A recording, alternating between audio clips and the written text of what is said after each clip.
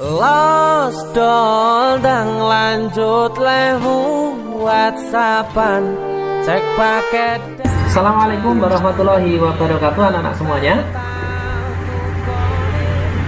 Waalaikumsalam warahmatullahi wabarakatuh. Oke, selamat siang siswa semuanya. Pada kesempatan hari ini kita bertemu kembali untuk belajar bersama di mata pelajaran ekonomi. Di pelajaran ekonomi bisnis bersama Pak Eko Prasetyo. Pada kesempatan hari ini kita akan mempelajari bersama tentang permintaan, baik itu hukumnya maupun elastisitasnya, gitu ya. Yang pertama tentang hukum permintaan. Namun sebelumnya marilah kita berdoa sejenak agar aktivitas kita selalu diberikan kemudahan. Berdoa dipersilakan.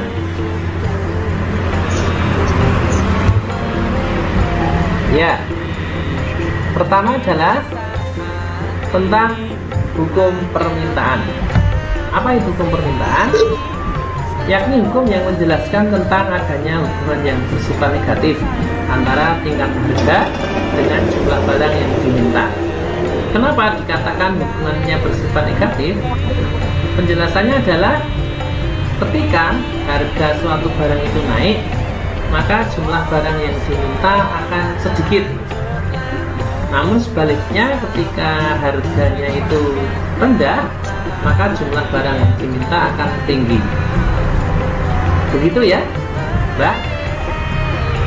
Iya, Pak. Oke. Iya, Pak. Oke, Iya, itu Pak. sangat manusiawi ya. Jadi ketika harganya itu mahal, maka akan membelinya sedikit. Tetapi kalau harganya itu murah, maka membelinya akan banyak. Begitu ya? Iya, Pak. Ya. Oke. Nah, ini ada tabel permintaan ya. Ada ilustrasi atau contoh dari bagaimana sebuah permintaan itu bekerja. Ya, jadi apabila harga barangnya per unitnya itu Rp5.000, maka kita membelinya 5 unit saja. Kemudian harganya naik menjadi Rp10.000, kita membelinya 4 unit, semakin menurun. Dan sampai kepada harga Rp25.000, kita membelinya hanya 1 unit.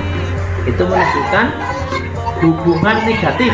Ya, sekali lagi adanya hubungan negatif antara tingkat harga dengan jumlah barang yang diminta. Nah, berikutnya, kalau tadi tabel, sekarang kita melihat kurva permintaan. Kurva permintaan sebenarnya hanya memindahkan angka-angka di tabel dijadikan sebuah kurva. Ya, jadi angka-angka di tabel tadi dipindah menjadi sebuah kurva. Akan tersaji semacam ini. Jadi kurva permintaan itu bentuknya adalah turun dari kiri atas ke kanan bawah. Jadi turun dari kiri atas ke kanan bawah.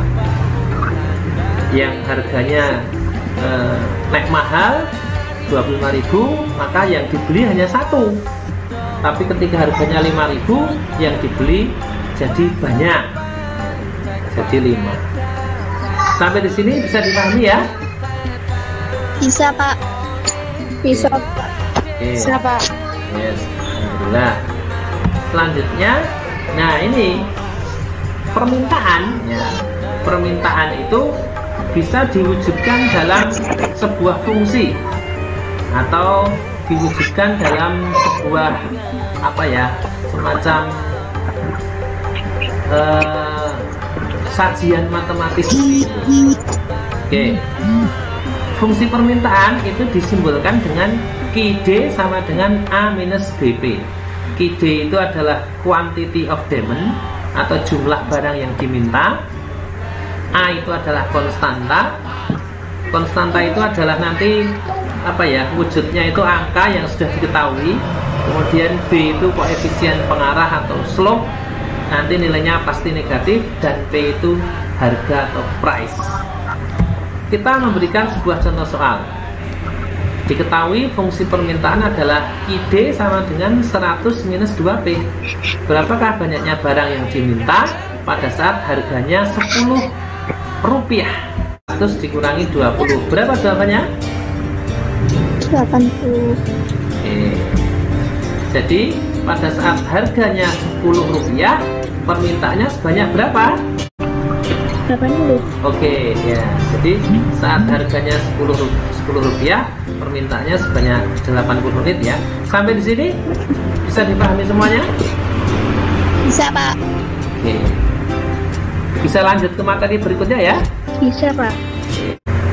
Nah, ini elastisitas permintaan adalah mengukur seberapa besar kepekaan perubahan jumlah permintaan barang terhadap perubahan harga. Elastisitas permintaan ditunjukkan dengan rasio persen perubahan jumlah permintaan dan persen perubahan harga. Jadi begini, ketika terjadi perubahan harga, itu seberapa peka sih ya perubahan permintaannya. Nek regone iki mundak larang. Nah, berapa turunnya barang yang diminta? Sebaliknya, nek regone barang iki mudhun, berapa besar tingkat permintaannya naik. Nah, itu namanya elastisitas permintaan.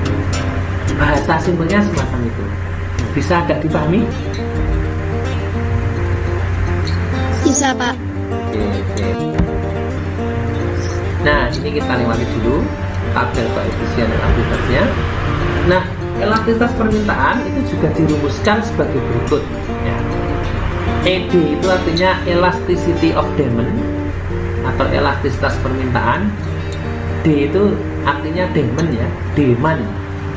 Artinya bahasa Inggrisnya itu demand, bahasa Indonesianya permintaan. Jadi ED itu elasticity of demand, elastisitas permintaan. Dirumuskan sebagai berikut. ED sama dengan delta Q per delta P dikalikan P per Q. Apa itu? Wah, kita coba tengok gitu ya. Nah, ED itu elastisitas permintaan, delta Q itu adalah perubahan permintaan atau Q1 dikurangi Q, kemudian delta P itu perubahan harga, P1 dikurangi P, kemudian Q1 sendiri adalah jumlah permintaan setelah berubah, Q itu jumlah permintaan sebelum berubah atau jumlah permintaan awal, P1 itu harga yang sudah berubah, dan P itu harga awal. Kita masuk sebuah contoh. Harga buku di sebuah toko turun semula 15.000 menjadi 14.000, dan jumlah permintaannya naik semula 5.000 menjadi 5.500 sesuai dengan hukum permintaan tadi ya. Jadi ketika harganya larang, jumlah yang dituku sithik ning nek regane miduk, permintaannya akan naik. Nah, bagaimana elastisitasnya? Kita hitung berdasarkan rumus tadi. ED sama dengan delta Q per delta P dikalikan P per Q. Kita masukkan angka-angkanya. Delta Q-nya 500 rupiah. Kenapa bisa 500? Coba dijawab.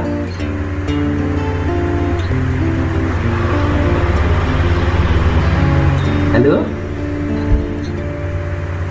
Halo?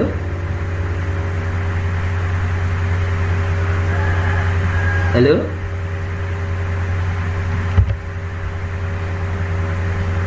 Karena delta Q-nya itu perubahan permintaan.